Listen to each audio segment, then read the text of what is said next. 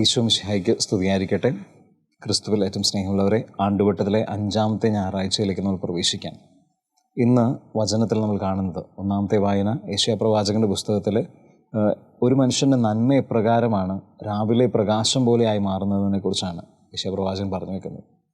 ഇന്നത്തെ 2-ാമത്തെ വായനയിൽ പൗലോസ് അപ്പോസ്തലൻ കൊരിന്ത്യക്കാർക്ക് എഴുതിയ ലേഖനത്തിൽ, 1-ാം ലേഖനത്തിൽ പൗലോസ് അപ്പോസ്തലൻ പറയുന്നുണ്ട്, എനിക്ക് അഹങ്കരിക്കാൻ എൻ്റെ കഴിവുകളെക്കുറിച്ചോ എനിക്കൊന്നും തന്നെയില്ല. എനിക്കാകെയുള്ളത് ക്രിസ്തുവിനെക്കുറിച്ചുള്ള, ക്രൂശിതനായ ക്രിസ്തുവിനെക്കുറിച്ചുള്ള അറിവാണ്. അത് മാത്രമാണ് എനിക്ക് എടുത്തു പറയാൻ സാധിക്കുന്നതെന്ന് പൗലോസ് അപ്പോസ്തലൻ പറയുന്നുണ്ട്.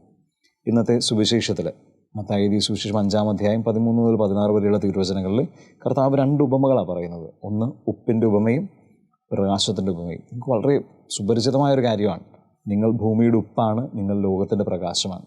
നമ്മൾ കേട്ടിട്ടുണ്ട് കുറച്ചധികം കാര്യങ്ങൾ ഇതിന്. ഇന്ന് നമ്മൾ ഈ വചനത്തെക്കുറിച്ച് ചിന്തിക്കുമ്പോൾ എങ്ങനെയാണ് കർത്താവ് നമ്മളോട് ഭൂമിയുടെ ഉപ്പായി മാറാനും ലോകത്തിൻ്റെ പ്രകാശമായി മാറാനും ആവശ്യപ്പെടുന്നത്, അതിനെക്കുറിച്ചൊന്ന് മനസ്സിലാക്കാൻ വേണ്ടി ശ്രമിക്കാം. എന്താണ് ഉപ്പ്? ഉപ്പിന് വളരെ പ്രധാനമായിട്ടും നമ്മൾ കാണുന്ന 3 സവിശേഷതകളാണ്, അല്ലെങ്കിൽ 3 കൃത്യമായിട്ടുള്ള ഫങ്ഷൻസാണ് ഉപ്പിനുള്ളത്. ഏറ്റവും ആദ്യത്തേത് വിശുദ്ധീകരിക്കുന്നതാണ്, പ്യൂരിറ്റി, വിശുദ്ധിയുടെ ഒരു അടയാളമായിട്ട് മാറുകയാണ്. പഴയ നിയമത്തിലെ എലീശ പ്രവാചകൻ പറയുന്നുണ്ട്, ജലത്തിലെ മാലിന്യം കളയാൻ വേണ്ടി നമ്മൾ എന്ത് ചെയ്യണം? അതിനകത്ത് ഉപ്പ് കലർത്താനാണ് ആവശ്യമുള്ളത്. അപ്പോൾ അതുകൊണ്ട് വിശുദ്ധി കൊണ്ടുവരുന്നത് ഉപ്പാണ്. അപ്പോൾ ഏറ്റവും ആദ്യമായിട്ട് ഈ വചനത്തെക്കുറിച്ച് ചിന്തിക്കുമ്പോൾ നിങ്ങൾ ഭൂമിയുടെ ഉപ്പായി മാറണമെന്ന് പറയുമ്പോൾ കർത്താവ് ആഗ്രഹിക്കുന്നത് വിശുദ്ധിയുള്ളവരായിട്ട് നിൽക്കാനാണ് നമ്മളോട് ആവശ്യപ്പെടുന്നത്, വിശുദ്ധി നൽകുന്നവരായിട്ട് മാറാൻ വേണ്ടിയിട്ട്. ഇന്ന് പലപ്പോഴും എല്ലാ കാര്യങ്ങളും ഓക്കെയാണെന്നുള്ള ചിന്തയിലായിരിക്കുന്ന ഒരു സാഹചര്യത്തിൽ, ഒരു സമൂഹത്തിൽ നമ്മളായിരിക്കുമ്പോൾ അവിടെ വിശുദ്ധിക്ക് പ്രാധാന്യം നമുക്ക് കൊടുക്കാൻ സാധിച്ചു കഴിഞ്ഞാൽ അവിടെ കർത്താവ് പറഞ്ഞതുപോലെ നമ്മളും ഭൂമിയുടെ ഉപ്പായി മാറും. ഉപ്പിൻ്റെ മറ്റൊരു സവിശേഷത എന്താണ്? അതൊരു പ്രിസർവേറ്റീവാണ്. ഒരു കാര്യം മോശമായി പോകാതെ സൂക്ഷിച്ച് കുറച്ചധികം നാൾ നിൽക്കാൻ വേണ്ടിയിട്ട് നമുക്ക് എടുത്തു വെക്കാൻ വേണ്ടി നമ്മൾ ഉപയോഗിക്കുന്ന ഒരു പ്രിസർവേറ്റീവ്. എനിക്ക് തോന്നുന്നു ഇതിനെക്കുറിച്ച് ചിന്തിക്കുമ്പോൾ നമ്മുടെ ജീവിതത്തോടെ എങ്ങനെ നമുക്ക് കണക്ട് ചെയ്യാൻ പറ്റും? നമ്മൾ മനസ്സിലാക്കേണ്ടത്, ഇന്ന് നമ്മളെല്ലാവരും വളരെ സന്തോഷമായിട്ട് പള്ളിയിലൊക്കെ പോയി പ്രാർത്ഥിച്ച് ആയിരിക്കുന്ന ഒരു നല്ല കത്തോലിക്ക ജീവിതം നമ്മൾ ജീവിക്കുന്നുണ്ടെങ്കിൽ അതിൻ്റെ കാരണം നമ്മളുടെ പൂർവ്വപിതാക്കന്മാർ, അപ്പൂപ്പന്മാർ, അവരുടെ മാതാപിതാക്കൾ, അല്ലെങ്കിൽ നമ്മുടെ മാതാപിതാക്കൾ, ഇവരൊക്കെ നമുക്ക് തന്ന വിശ്വാസമാണ്. നമ്മൾ മനസ്സിലാക്കേണ്ടത്, നമുക്ക് കിട്ടിയ വിശ്വാസത്തിൽ വളരെ ചെറിയ അംശം മാത്രമേ നമ്മൾ അടുത്ത തലമുറയിലേക്ക് കൊടുക്കുന്നുള്ളൂ. കർത്താവ് നമ്മളോട് ആവശ്യപ്പെടുന്നത് നിങ്ങൾ ഭൂമിയുടെ ഉപ്പായി മാറുക. എന്താണ്? നിങ്ങൾക്ക് കിട്ടിയ ആ വിശ്വാസത്തെ അതുപോലെ തന്നെ കാത്തു സൂക്ഷിച്ചുകൊണ്ട് അടുത്ത തലമുറയിലേക്ക് കൊടുക്കാൻ വേണ്ടി ശ്രമിക്കാം. ഇന്ന് നിങ്ങൾ ചിന്തിക്കാം, പണ്ട് കുടുംബ പ്രാർത്ഥന ചെല്ലിയില്ലെങ്കിൽ ഭക്ഷണം കൊടുക്കാത്തൊരു സാഹചര്യം ഉണ്ടായിരുന്നു. ഇന്ന് കുടുംബ പ്രാർത്ഥനയ്ക്ക് മുമ്പ് തന്നെ മക്കളെ ഭക്ഷണം കൊടുത്ത് കിടത്തി ഓർക്കുന്ന മാതാപിതാക്കളുടെ ഒരു കാലത്തിലേക്ക് കടന്നിരിക്കുകയാണ്.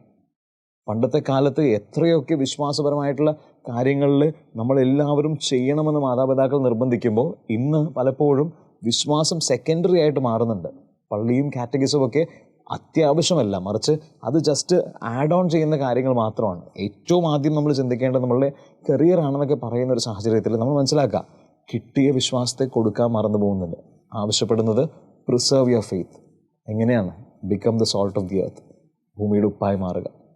മൂന്നാമത്തേത്, ഉപ്പിൻ്റെ വളരെ പ്രധാനപ്പെട്ട ഒരു കാര്യം എന്ന് പറയുന്നത് ഫ്ലേവർ കൊണ്ടുവരികയാണ്. എന്നാൽ ഏതൊരു ഭക്ഷണ സാധനത്തിലേക്ക് ഉപ്പ് ചേർക്കുമ്പോൾ ഉപ്പ് അവിടെ കയറി നിൽക്കുന്നതല്ല, മറിച്ച് എന്താണോ ആ സാധനം, എന്താണോ ആ ഭക്ഷണ പദാർത്ഥം, അതിൻ്റെ ഫ്ലേവർ ഉയർത്താൻ വേണ്ടിയിട്ട് നമ്മൾ ശ്രമിക്കുന്ന ഇതായിട്ട് മാറണമെന്നാണ്. അപ്പോൾ ഭൂമിയുടെ ഉപ്പായി നിങ്ങൾ മാറുക എന്ന് പറഞ്ഞാൽ എങ്ങനെ ഫ്ലേവർ മാറ്റുന്നത്? ഞാൻ പറയുന്നത് നമ്മളുടെ പ്രസൻസ്, അത് നമ്മളെ മറ്റുള്ളവരെ കാണിക്കുന്നതിനപ്പുറത്തേക്ക് മറ്റുള്ളവരുടെ ജീവിതത്തിൽ സന്തോഷം കൊണ്ടുവരുന്നതും മറ്റുള്ളവരുടെ ജീവിതത്തിൽ ഉയർച്ച കൊണ്ടുവരുന്നതായിട്ട് മാറണം. അപ്പോഴാണ് നമ്മൾ ഭൂമിയുടെ ഉപ്പായിട്ട് മാറുന്നത്. കർത്താവ് നമ്മളോട് പറയുന്നു, ഭൂമിയുടെ ഉപ്പായി മാറുക. രണ്ടാമത് കർത്താവ് പറയുന്നത്, നിങ്ങൾ ലോകത്തിൻ്റെ പ്രകാശമാണ്. ലോകത്തിൻ്റെ പ്രകാശം എന്നാണ്. പ്രകാശം കൊണ്ട് എന്താ ഉദ്ദേശിക്കുന്നത്? പ്രകാശത്തിന് എനിക്ക് പിന്നെ ഞാൻ പ്രകാശമായിട്ട് കണക്ട് ചെയ്യുന്ന ഒരു 3 കാര്യങ്ങളാണ്, 3 ഫങ്ഷൻസാണ്. ഏറ്റവും ആദ്യത്തേത്, പ്രകാശം എന്താ ചെയ്യുന്നത്? പ്രകാശം ചെയ്യുന്നത് ആക്ച്വലി ഒരു ഗൈഡിങ് ആണ്. കൃത്യമായിട്ടും നമുക്ക് ഒരു വഴിയിലൂടെ പോകുമ്പോൾ നമുക്ക് സ്ട്രീറ്റ് ലൈറ്റുകൾ ഉണ്ടെങ്കിൽ വഴി തെറ്റാതെ നേരെ തന്നെ നമുക്ക് പോകാൻ സാധിക്കും. ഒരു ടോർച്ച് ലൈറ്റ് ഉണ്ടെങ്കിൽ വഴി തെറ്റാതെ നമുക്ക് പോകാൻ സാധിക്കും. കാരണം ഗൈഡ് ചെയ്യുന്നൊരു ഫാക്ടറാണ് പ്രകാശം എന്ന് പറയുന്നത്. എനിക്ക് തോന്നുന്നു നിങ്ങൾ ലോകത്തിൻ്റെ പ്രകാശമാണെന്ന് പറയുമ്പോൾ കർത്താവ് പറയുന്നത് നിങ്ങൾ ഗൈഡ് ചെയ്യുന്നവരായിട്ടായിരിക്കണം. എന്താണ്? വിശ്വാസ ജീവിതത്തിൽ മറ്റുള്ളവർക്ക് മാതൃകയായിക്കൊണ്ട് മറ്റുള്ളവരെ നന്മയിലേക്ക് ഗൈഡ് ചെയ്യുന്നവരായിട്ട് നിങ്ങൾ മാറണം. രണ്ടാമത്തേത്, പ്രകാശം എന്ന് പറയുന്നത് കൃത്യമായിട്ടും കാര്യങ്ങളെ ക്ലിയർ ആയിട്ട് കാണിച്ചു തരുന്നതാണ്. എനിക്ക് തോന്നുന്നു നമ്മുടെ ജീവിതത്തിൽ നമ്മൾ കണക്ട് ചെയ്യുമ്പോൾ നമ്മുടെ ജീവിതത്തിലും നമ്മൾ കാണിച്ചു കൊടുക്കേണ്ട ചില കാര്യങ്ങളുണ്ട്. നമ്മളുടെ വർത്തമാനമായിക്കോട്ടെ, നമ്മളുടെ ശൈലികളായിക്കോട്ടെ, നമ്മൾ ഓരോ കാര്യം ചെയ്യുന്ന രീതി ആയിക്കോട്ടെ, ഇതെല്ലാം ഒരു കത്തോലിക്കനാണെന്നുള്ള ക്ലിയർ ആയിട്ടുള്ള ഒരു പിക്ചർ മറ്റുള്ളവർക്ക് കൊടുക്കാൻ സാധിക്കണം. അവിടെയാണ് നമ്മൾ നിങ്ങൾ ലോകത്തിൻ്റെ പ്രകാശമാണെന്ന് പറയുമ്പോൾ അങ്ങനെ മറ്റുള്ളവർക്ക് ക്ലാരിറ്റി കൊടുക്കുന്നവരായിട്ട് നമ്മൾ മാറുന്നത്. മൂന്നാമത്തേത്, ലൈറ്റിന് വളരെ വലിയ പ്രത്യേകത എന്ന് പറയുന്നത്, ലൈറ്റ് ആക്ച്വലി ഒരു വാർണിംഗ് കൂടിയാണ്. ഫോർ എക്സാമ്പിൾ, നല്ല പൊക്കമുള്ള ഒരു ലൈറ്റ് ഹൗസ്, അത് ലൈറ്റ് കൊടുക്കുന്നത് അത് ആക്ച്വലി ഒരു സിഗ്നൽ കൊടുക്കുകയാണ്, ഒരു വാർണിംഗ് സിഗ്നൽ പോലെയാണ്. നിങ്ങൾ കടലിൽ പോകുന്ന അതേ സ്പീഡിൽ പോകരുത്, കാരണം ഇവിടെ കരയുണ്ട് എന്നുള്ള ഒരു സിഗ്നൽ കൊടുക്കാൻ. നിങ്ങൾ ലോകത്തിൻ്റെ പ്രകാശമാണെന്ന് പറയുമ്പോൾ കർത്താവ് നമ്മളോട് ആവശ്യപ്പെടുന്നത് ബിക്കം എ വാർണിംഗ് സിഗ്നൽ, മറ്റുള്ളവർക്കൊരു വാർണിംഗ് സിഗ്നലായിട്ട് മാറണം. എങ്ങനെയാണ്?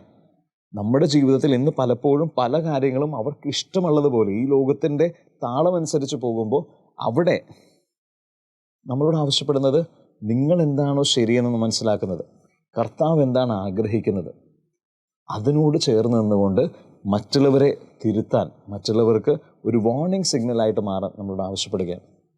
ഇന്ന് വചനത്തിൽ കർത്താവ് നമ്മളോട് പറയുന്നു, നിങ്ങൾ ലോകത്തിൻ്റെ പ്രകാശമായി മാറുക. ഇന്ന് ഈ വചനത്തെക്കുറിച്ച് ധ്യാനിക്കുമ്പോൾ, ഈ ഒരു ആഴ്ചയിലേക്ക് നമ്മൾ പ്രവേശിക്കുമ്പോൾ ആത്മാർത്ഥമായിട്ട് പ്രാർത്ഥിക്കാം, ദൈവമേ, ജീവിതത്തിൽ ചെറിയ ചെറിയ കാര്യങ്ങളിലൂടെ ഞങ്ങൾ തന്നെ ലോകത്തിൻ്റെ പ്രകാശമായിട്ടും ഭൂമിയുടെ ഉപ്പായിട്ടും മാറ്റാൻ കർത്താവ് ഞങ്ങളെ സഹായിക്കണമെന്ന് പ്രാർത്ഥിക്കാം. ഇന്ന് ആത്മാർത്ഥമായിട്ട് നമ്മൾ ചെയ്യേണ്ട ഒരു കാര്യം എന്ന് പറയുന്നത്, കർത്താവ് നമ്മളോട് പ്രതീക്ഷയോടുകൂടെ പറയുന്ന കുറച്ച് കാര്യങ്ങളിലൊന്നാണിത്. നിങ്ങളിതാണ് എന്ന് പറയുമ്പോൾ കർത്താവ് ആക്ച്വലി ഒരു സൂപ്പർ ഇമ്പോസിഷൻ അവിടെ സംഭവിക്കുന്നുണ്ട്, നിങ്ങളിലേക്ക് അത് കൊണ്ടുവരുന്നുണ്ട്. കർത്താവിൻ്റെ പ്രതീക്ഷകൾക്കനുസരിച്ച് ജീവിക്കാൻ വേണ്ടി ശ്രമിക്കാം. കർത്താവ് ആഗ്രഹിക്കുന്നത് തന്നെ സ്നേഹിക്കുന്ന, തൻ്റെ ഒപ്പമായിരിക്കുന്ന എല്ലാവരും ഉപ്പായിട്ടും പ്രകാശമായിട്ടും ആയിരിക്കാനാണ്. അതുപോലെ ആവാനല്ല, അതായിരിക്കാനാണ് കർത്താവ് ആവശ്യപ്പെടുന്നത്. ആ ഒരു ട്രാൻസ്ഫോർമേഷനിലേക്ക് നമ്മളും ആവട്ടെ എന്ന് പ്രാർത്ഥിച്ചുകൊണ്ട് നമുക്ക് ഇന്ന് ദിവസമായിരിക്കാം. ദൈവം നിങ്ങളെല്ലാവരെയും സമൃദ്ധമായിട്ട് അനുഗ്രഹിക്കട്ടെ.